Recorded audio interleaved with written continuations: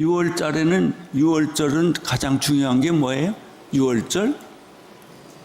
어린 양이에요. 그러니까 예수님이 유월절 안식이 전날에 돌아가셨는데, 그 전에 돌아가셨는데, 바로 그 당시에 양과 소를 잡던 그 유월절 절기에 진짜 영원하신 대제사장인 예수 그리스도, 지금까지는 매년 양을 잡았지만은 이제는 매년 양을 잡을 필요 없이 단번에, 한 번에 예수 그리스도가 우리의 유월절에 어린 양이 된 거하고 기가 막히게 딱 들어맞는 거예요, 이게. 휘장이 찢어지고 양과 송아지의 피로 하지 아니하고 어린 양 예수 그리스도의 영원한 속죄의 피. 그래서 피는 두 번 흘리는 거 아니에요. 예수님이 단번에 한 번에 2000년 전에 피 흘리셨지만은 오늘 예수 믿는 나에게는 그게 나의 사건이 되는 거예요. 그리고 그 피가 화산처럼 폭발하고 터져서 아담과 이브가 심어놓은 내 원죄가 녹아지고 사라지고 저주가 사라지고 죽음이 사라지고 근심 걱정이 사라지고 마귀가 소리치면서 큰 용이 떠나는 이런 영적 경험을 하는 거예요. 그러니까 그런 경험을 하는 사람하고 지적으로 이성적으로 상식적으로 예수 믿는 사람하고 전혀 다른 거예요. 여러분도 죽고 나도 죽고 우리가 예수 믿다가 실족도 하고 시험도 받고 유혹도 받고 이런 여러 가지 인간의 약점들을 우리가 가지고 있지만은 그러나 그 보혈의 능력을 경험한 사람들은 달라요.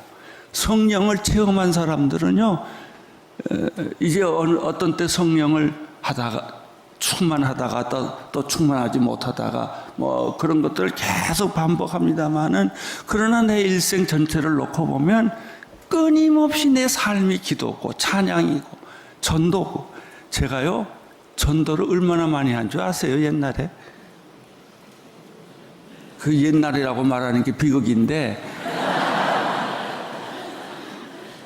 정말 미친 사람처럼 했어요. 제가 집이 정릉에 있었는데요, 하루 종일 전도하다가 만원 버스에 타면 이거 잡고요 막 흔들리면서, 또 흔들어줘야 공간이 생기니까 사람이 들어가요. 그러면 뭐 모르는 사람이죠, 누구든지. 예수 믿으세요?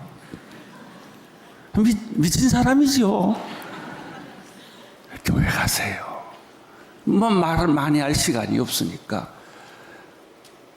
그게 부끄럽지도 않고 힘들지도 않고, 그렇게 예수님을 전하고 교도소 가서 전하고 남산 가서 전하고 서울역에서 전하고 사직공원에서 전도하고, 내가 전도했던 한 서울대학교 학생 하나가 결국은 목사가 돼서 우리 교회 부목사까지 했고 지금 선교사로 갔잖아요.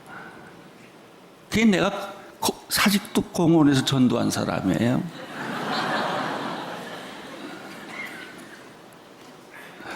그렇게 누가 시켜서 하겠어요? 그냥 발이 가고 말하지 않으면 견딜 수가 없고, 이제 그렇게 되는 거예요. 제가 대학교 3학년 때 폐병이 터져서 학교를 휴학을 했죠. 고난은 고난대로 오고 병은 병대로 걸리고, 그러면서도 동시에 예수 그리스도는 내게 충만한 거예요. 이 말세는요, 하나님 나라와 지옥이 같이 공존해요.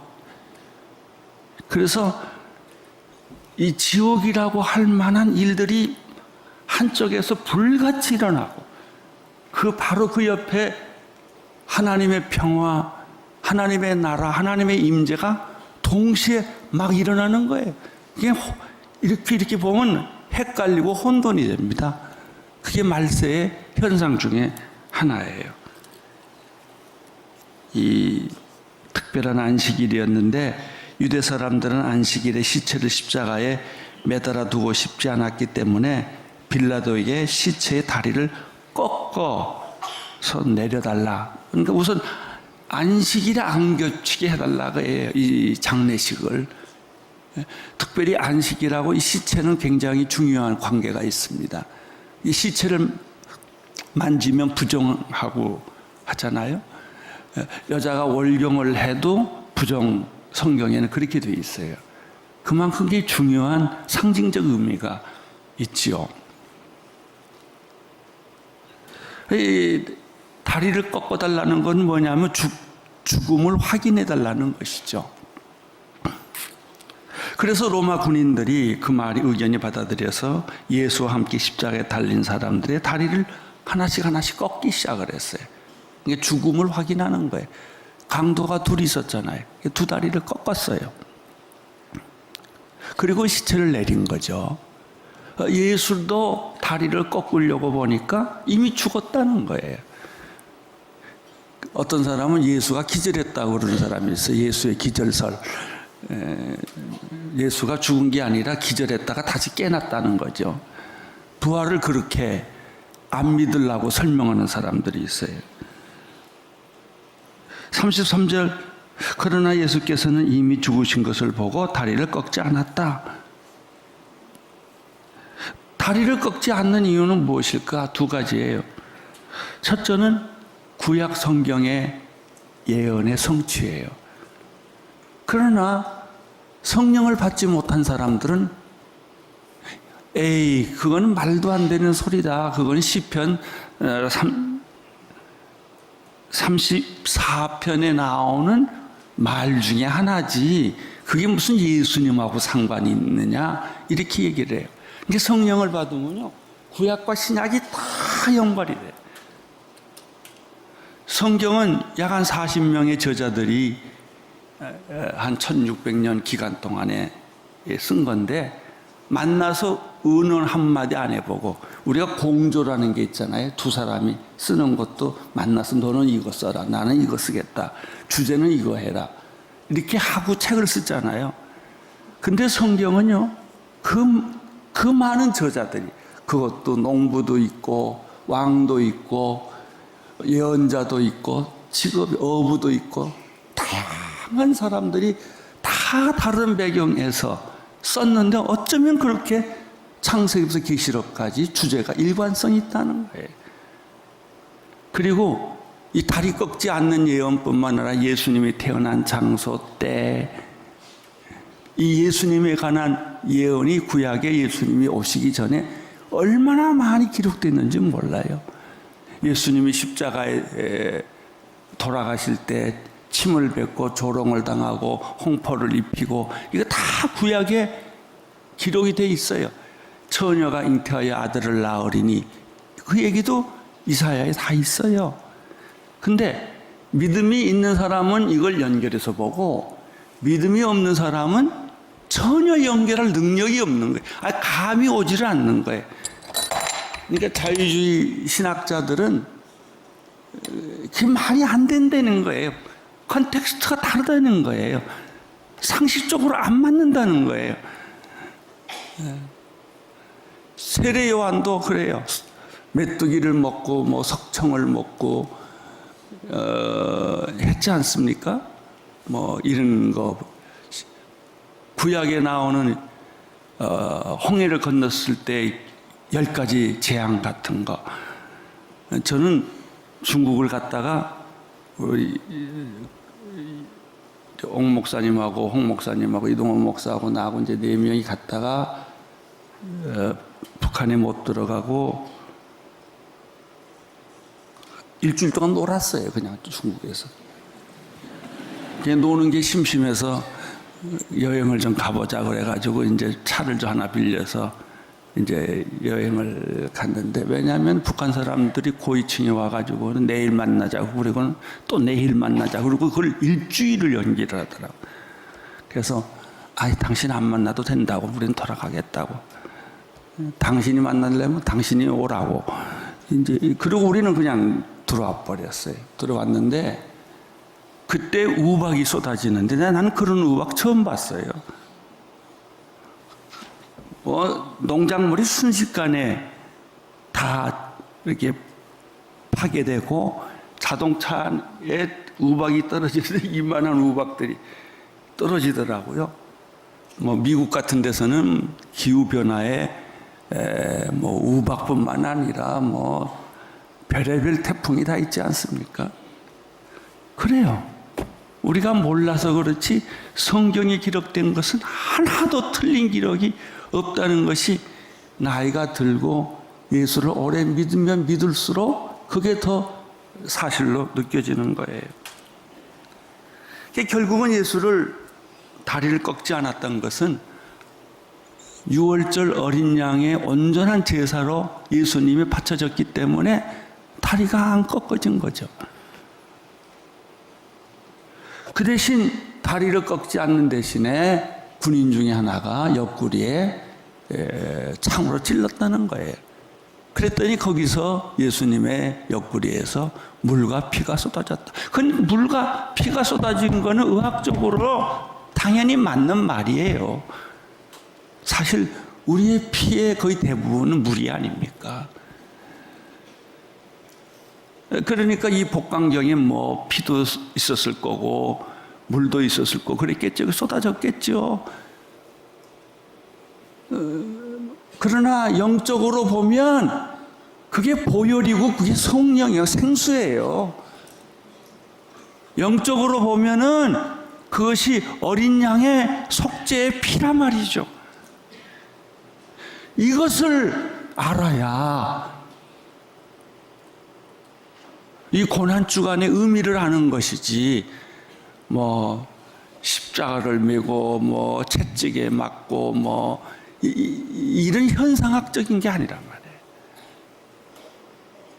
여러분이 영적으로 내 죄가 보혈로 시침받는 용해되는 녹아지는 그래서 내 죄가 폭발하는 소리 지르는 귀신이 내 몸에서 빛이 오면 어둠이 사라지듯이 사라지는 그런 영적 지진을 경험하는 거예요. 그것이 예수님의 보혈로 우리가 구원받는다. 구약에서는 수천 년 동안 이걸 1년에 매번, 그래서 6월절에는 이스라엘의 강이 피바다가 된다는 거 아니에요? 14만 마리인가요? 예수님 당시에 양이 그렇게 죽어야 했으니까, 목을 따야 했으니까 그렇게 피비린 나는, 그래서 기독교는 피비린내 나는 종교라고 그러잖아요. 근데 그것이 피비린 나는 게 아니고 어린 양 예수 그리스도의 유월절 어린 양의 십자가를 보여주는 그림이에요. 그리고 그것이 결국 우리를 구원하게 된 거죠. 35절에 보면 이는 그 일을 본 사람이 증거한 것입니다. 그의 증거는 참되며 그는 자신의 말이 진실이라는 것을 알고 있습니다. 그는 그 이유는 여러분도 믿게 하려는 것입니다. 그러니까요, 전도한다고 다 사람들 예수 믿고 교회 오는 거 아니에요. 안 올 사람들은 안 와요. 아무리 전도해도 안 와요. 그런데 올 사람은요, 너 어떻게 해서든지 와요. 냉면 하나 얻어먹고 오든지, 이 핑계 저 핑계 대서 구원받을 사람들은 구원받아요. 그래서 전도할 때 중요한 게 뭔지 아세요? 기도예요. 우리가 전도할 때 둘씩 짝을 지어서 나가면은 오늘 내가 만나는 사람이 하나님이 구원하시기로 예정된 사람을 만나게 해 주십시오. 그래야 그 사람을 만나요. 이게 어느 날은 공치고 오고요, 어느 날은 전혀 예수 안 믿게 생겼는데 기분 나쁘게 예수 믿어요, 그 사람이. 어떤 사람은 전도하기 싫은데도 전도하면 믿어요, 그 사람이. 믿고 변해요, 니느웨 백성같이. 그건 이해 못하겠어요. 하나님의 섭리, 예정은 이해가 안 돼요, 잘. 근데 좀 더 깊이 6월절 어린 양을 묵상해 보면은 그게 이해되기 시작을 하는 거죠.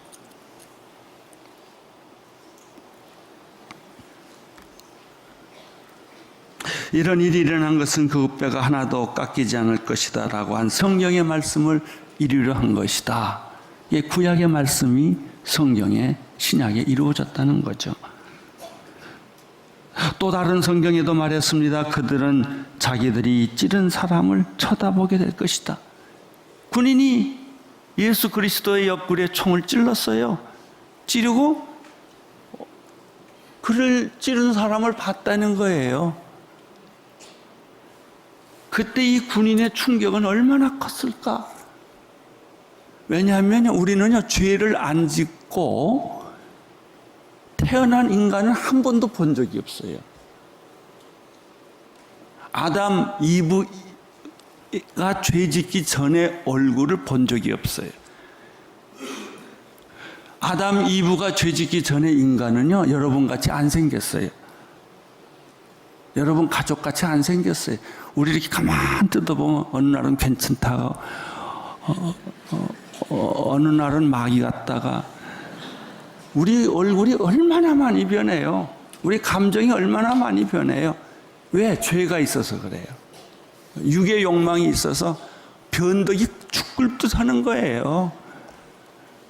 그리고 자기가 자기를 미워하는 거예요. 싫어하는 거예요.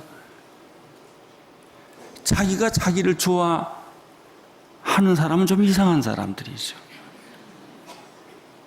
그게 나르시즘이라고 그러잖아요. 그런데 죄 없는 인간을 우리가 본 적이 없어요.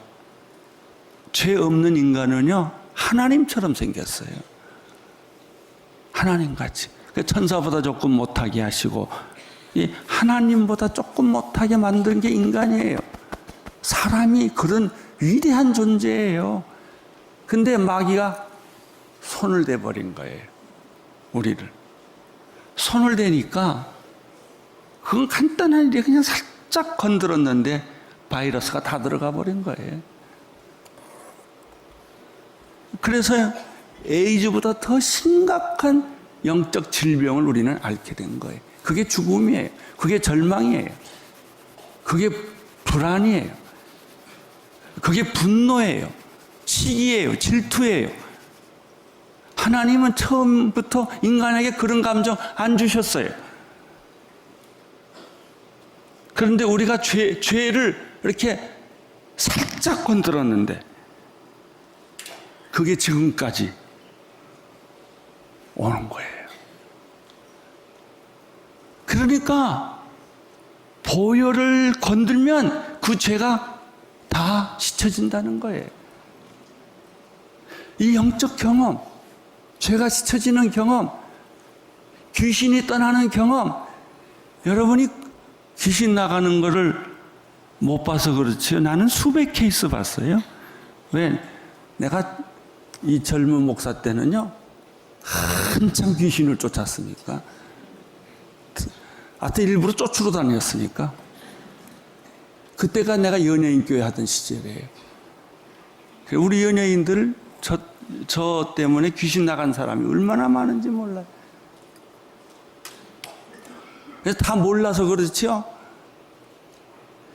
귀신 얘기하면요, 마음이 찔끔한 사람들은 다 귀신이 있어서 그래요, 그게 다. 혹시 나 아닌가? 맞아요, 여러분이에요. 그게 그렇다니까요. 죄질 것 같은 예감, 유혹받을 것 같은 예감, 다 똑같은 소리예요. 자, 오늘 큐티의 전반부 얘기고 이제 후반부가 남았으니까 오늘 마지막 날이니까 조금만 더 해도 괜찮죠.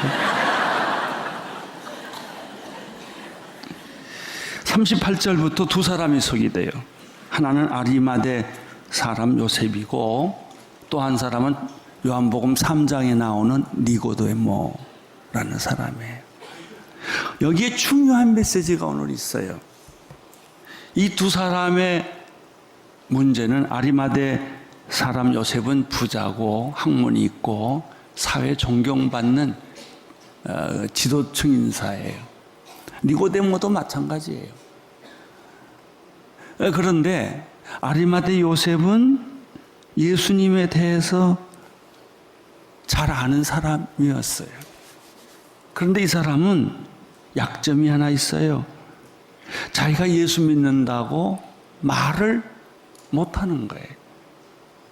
여러 가지 정치적으로 위협을 받고 사회적으로 무시를 당할 수도 있고 내가 예수 믿는다고 말하면은 손해를 볼 일들이 많기 때문에 이 사람이 자기가 예수의 제자이면서도 예수 믿는다고 떳떳하게 공개적으로 얘기를 못해.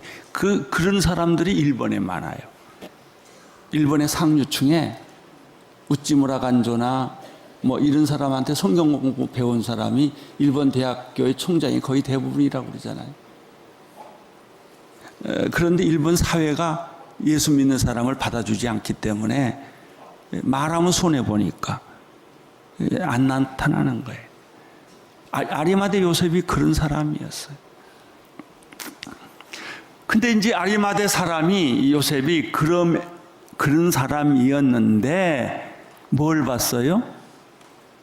보혈과 성령을 체험한 거예요.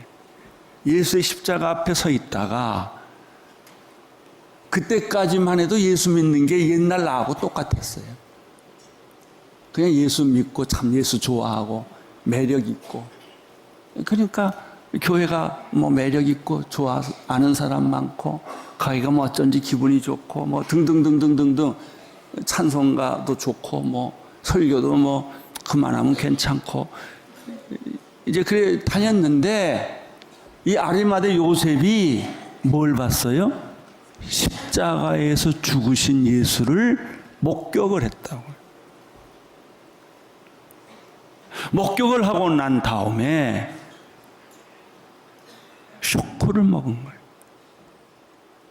아니 저렇게 천진난만한 얼굴을 가진 사람이 있을까? 우리의 얼굴은 오늘 거울 가서 다시 보세요.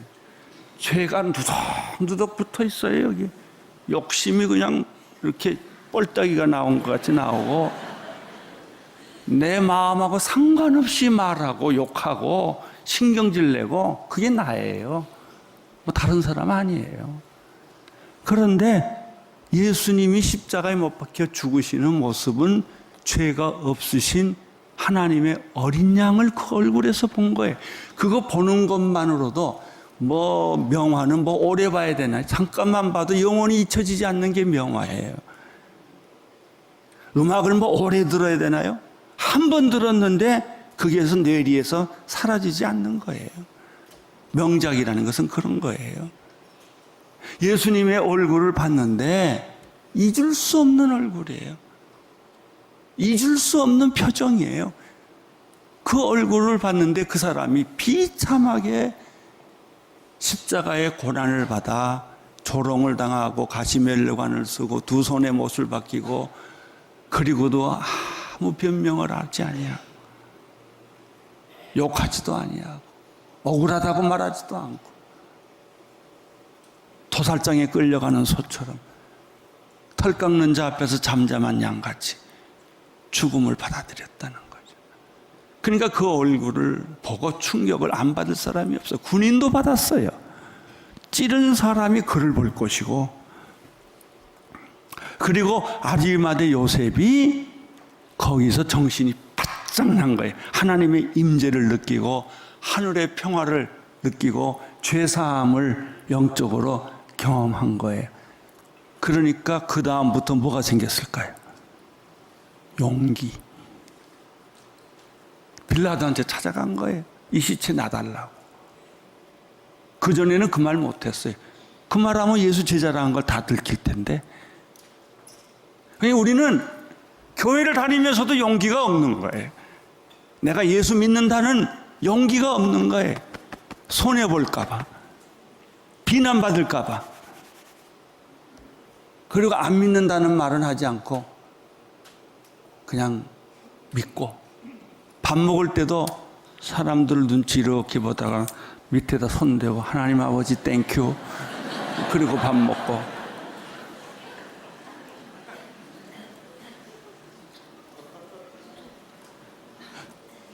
아니, 우리 예수 믿는 꼴이 그거 아니요. 특별 새벽기도 하면 나오고 보통 새벽기도 하면 안 나오고. 그러니까 무슨 헌신이 있겠어요? 맨날 30만원씩 신으려고 그러지. 헌신이 안 된다고요. 용기가 없는데 어떻게 헌신을 해요? 손해볼 각오가 없는데 어떻게 내가 내 손해봐요? 손해 한 번. 아무튼 예수 믿는 사람들 짜요. 어쨌든 손해 안 보려고 그래요. 욕 안 먹으려고 그러고 누명 안 쓰려고 그러고. 여러분, 내가 손해봐야 당신이 이익을 보죠. 내가 이익을 보면 당신은 손해보게 돼 있어요. 집에서도 마찬가지고 직장에서도 마찬가지고 사회생활도 마찬가지고 그런 거예요. 여러분, 선교사로 가보고 싶다는 생각 한번 해보신 적이 있으세요? 예. 그리고 우리가 이상해요. 기도할 때 보면 자기가 생각하지 않는 기도를 막 해. 하나님 아버지 부름받아 나서니 어디든지 가오리다. 그리고 뭐라고 막 해요. 눈 뜨면 싹 잊어버려요. 그게 우리의 헌신은 얼마나 변덕이 많은지, 우리의 헌신은 얼마나 입으로만 하는 것인지. 왜? 용기가 없으니까. 왜 용기가 없어요? 십자가를 못 봤으니까. 십자가의 보혈과 성령의 능력을 체험한 적이 없으니까, 하나님의 임재를 경험한 적이 없으니까, 그저 내 상식, 내 이성, 내 경험의 수준에서만 사는 거예요. 자녀 교육도 내 수준에서 하는 거예요. 참아야 할 때 못 참고, 인내해야 할 때 인내 못하고, 성깔 다 부리고, 그리고 또 교회는 열심히 나와요. 자, 아리마대 요셉이 달라졌어요. 이 본문에서. 바로 이 장면에서. 그가 예수에게서 흘리신 보혈과 생수를 보고, 아마 아리마대 요셉은 그때 그가 본 그 피와 물은 그냥 피와 물이 아니었고, 썩은 피, 죽은 피가 아니었고, 보혈, 샘물 같은 보혈, 성령의 생수, 이런 걸 그가 봤을 거예요. 두 번째, 요한복음 3장에 보면 예수님을 밤에 찾아온 니고데모라고 하는 지성인이 있었어요. 이 니고데모는 밤중에 찾아왔어요. 낮에 찾아오면 사람한테 들킬까 봐. 그리고 그 사람은 거의 구원에 가까이 온 사람이었어요. 내가 어떻게 하면 구원을 얻으리까 할 정도로 가까이 왔어요. 그러나 결론은 비참했어요.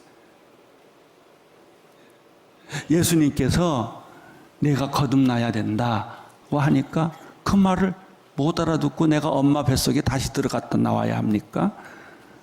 유대인의 선생으로서 너는 이것도 모르느냐? 그리고 장면이 끝나요. 그 얘기는 뭐냐면 해답 없이 떠났다는 거예요. 그런데 3년 동안 그는 예수의 행적, 예수의 말, 예수가 움직이는 것을 아마 멀리서 다 지켜보고 있었던 것 같아요. 그리고도 예수를 깨닫지 못했어요. 여러분, 예수님의 제자들이 3년 동안 예수님을 따라다녔지만 예수를 몰랐다고요. 여러분이 교회를 10년, 20년, 30년 다니지만 예수를 모르고 그냥 다닌 거예요. 그러니까 여러분의 생애에 한 번도 용기를 내보거나 내가 손해를 보겠다고 하거나 헌신을 해야 되겠다는 생각을 못 하는 거예요. 그래서 이게 시간이 가니까 습관이 돼버린 거예요. 그게 자기 문화가 돼버린 거예요. 그러니까 결정적인 순간에 아무것도 못한. 그게 니고데모였어. 근데 니고데모가 아마 관심이 있었으니까 십자가까지 쫓아봤겠죠. 그리고 십자가 못 박히는 장면을 목격했겠죠. 그리고 충격을 받았겠죠. 그 십자가가 못 박히면 지진이 일어나고 해가 빛을 잃고 예수님께서 십자가상에서 말하는 얘기를 들으면서 눈이 뜨기 시작을 했겠죠. 보혈을 경험하고 성령을 체험한 거예요. 그리고 니고데모가 달라졌어요. 그 얘기가 그 다음 얘기예요. 자, 보세요. 38절부터 이 일이 있은 후 아리마대 사람 요셉이 빌라도에게 예수의 시신을 내어달라고 간청했습니다. 요셉은 예수의 제자이면서도 유대 사람의 지도자들을 두려워 그 사실을 숨기고 있었습니다. 빌라도가 허락하자 요셉은 가서 예수의 시신을 내려왔다. 근데 이것도 하나의 사건이 아니라 예언의 성취예요. 하나님의 사건은 우연이 하나도 없어요. 내가 여기 서 있는 것도, 여러분이 거기 앉아 있는 것도, 내가 요즘 너무 힘들어서 새벽 기도 온 게 아니고 하나님의 섭리에 따라 여기 온 거예요. 말씀을 들으라고, 말씀을 깨달으라고. 또 전에 밤중에 예수를 찾아갔던 니고데모도 몰약에 치량을 섞은 것을 100리트라 정도 가져왔어요. 자, 아리마대 요셉, 너는 시체 내려라. 나는 향품을 가져와서 이렇게 뭐 의논하고 했단 얘기가 여기 없어요. 근데 성령께서 교회라는 게 아주 신묘막측합니다. 다 서로 다른 배경에서, 다른 동네에서, 다른 경험을 가지고 사는 사람들이 성령에 끌려 여기 온 거예요. 와보고 내가 잘하는 걸 내가 하는 거예요. 내가 잘하는 거. 하나님은 그것을 오케스트라로 만드신 거예요. 오케스트라 보면 여러 악기들이 있어요. 오케스트라 하는 걸 보면요, 처음에 그 바이올리니스트 주자가 라음을 쫙 긋잖아요. 피아노에다 맞춰가지고. 그러면 튜닝을 해요. 얼마나 시끄러워요, 튜닝할 때. 근데 시끄러워야 좋은 음악이 나와요.